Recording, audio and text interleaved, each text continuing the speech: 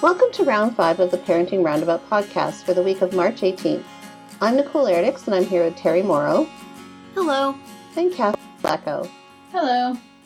Today we're taking a break from talking and complaining and obsessing, and instead shouting out things that other people are doing that we think you'll find as useful or enjoyable as we do.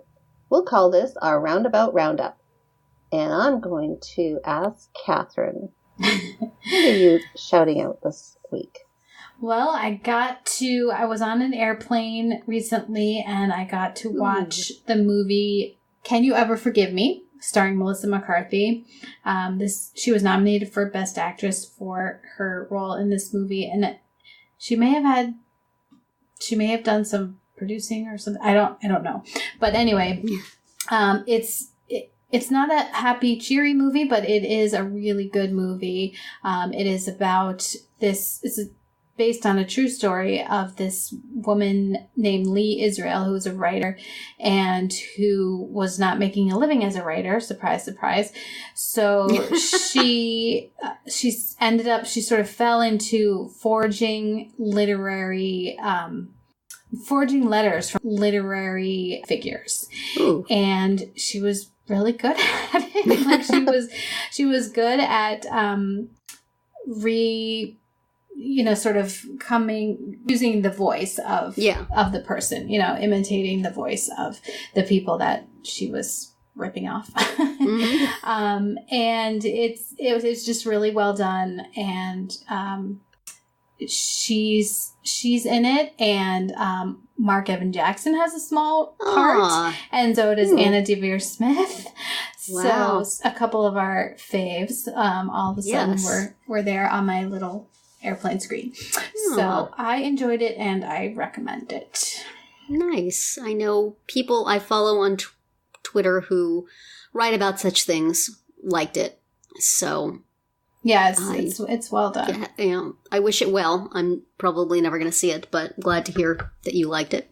I did. Just never seem to watch movies, but that sounds interesting. Yeah. How about you, Terry?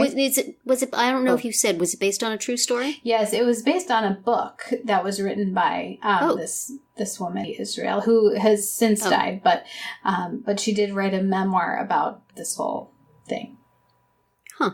She may have written the memoir in jail. That's right. I mean, she did get in trouble for what she did. Yeah. Huh. Okay. Maybe you can read the book or the audiobook.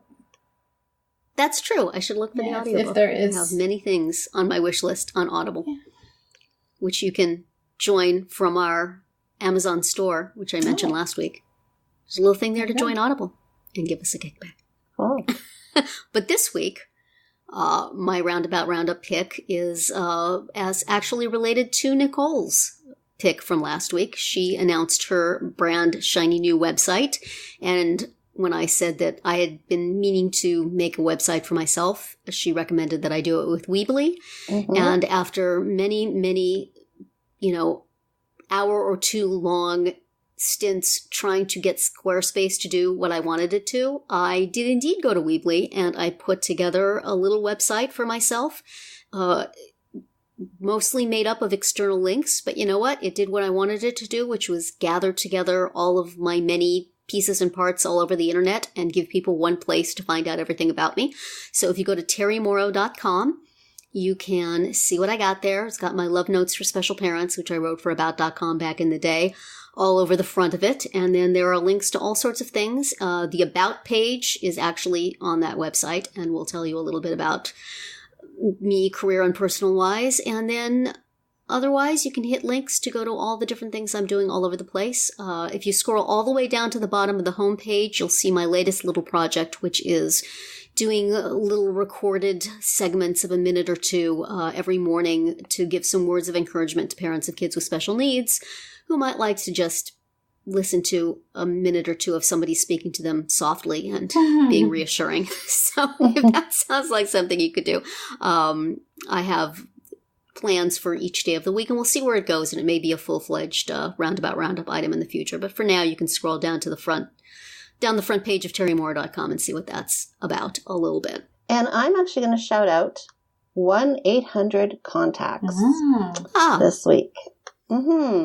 My daughter needed some new contacts, and she had her prescription changed recently, so she needed to get, we couldn't reorder the same contacts that we're used to reordering. So I was wondering if I needed to contact the ophthalmologist and get her prescription, which may be me driving over there and picking it up and coming back and then scanning it and sending it off to 1-800-CONTACTS. I mean, it was just going to be this whole effort, right? Right. Which I was not looking forward to. However, so I thought, okay, well, I'm just going to first find out what do I need to give them and how can I give it to them? What's the best way of giving 1-800-CONTACTS my daughter's prescription? So I went on to their online chat, and I think it was I don't know who was on there. There was a lady on the other end. And I just said, my daughter needs a new prescription. And we need to place an order for contacts. How can I go about doing that? Well, she said, what, is the optometry place, is it such and such a place? I'm like, oh, yes, it is. Because obviously she could pulled up the record, right? Based on my login credentials. Wow. And she said, why don't I phone them and ask them for it, and I'll get right back to you. Wow. So literally 2 minutes later, she says, okay, I've got the prescription. She phoned my optometrist. She got the prescription. And then she says, shall I order a 90-day supply for you? And I'm like, yep. And she goes, can I use the PayPal account that you used before? And I'm like, yep. And she's like, done. Nice. This whole thing that I had envisioned doing just boiled down to literally 3 minutes online with 1-800-CONTACTS. So I highly recommend them. They're great customer service. So that's great. Yes. I had awesome. Before our dog passed away, the last prescription I got for her, the vet recommended that we use, I think it's 1-800-PET-MEDS, and it was the same sort of thing. They called the vet, got the prescription, and sent it out. I didn't need to scan any piece of paper or anything. That's very nice. More places should do that. Makes it really easy. My daughter also needed contacts recently, and she let me know when she had 2 daily ones left. Right. Of course. Yeah, we've had to work on that. Exactly. See our topic from a couple of days ago. And just to, add a wrinkle, the optometrist that we use is part of a a Target type store. It's not Target, but it's something else. And that whole chain is going out of business. So I was like, I don't know what's going to happen here. But I called them and I said, well, can I still order, or what's your, and yes, they're actually spinning off into their own little freestanding place. So, but yeah, thank of course it was with 2 days of notice. So the overnight party store needs to also stock contact lenses. Contact lenses, please. Whatever you need, we have it. Exactly. Well, I guess that's it for another week of Parenting Roundabout. If you missed any of our earlier episodes this week, look them up on iTunes or wherever you get your podcasts to hear what we have to say about the college cheating scandal, kids' last-minute emergencies, our mom catchphrases, and what we're watching on TV. You can also find all our episodes at parentingroundabout.com and talk back in the comments there on our Facebook page or on Twitter, where you'll find us at Roundabout Chat. Have a great weekend and see you back here on Monday.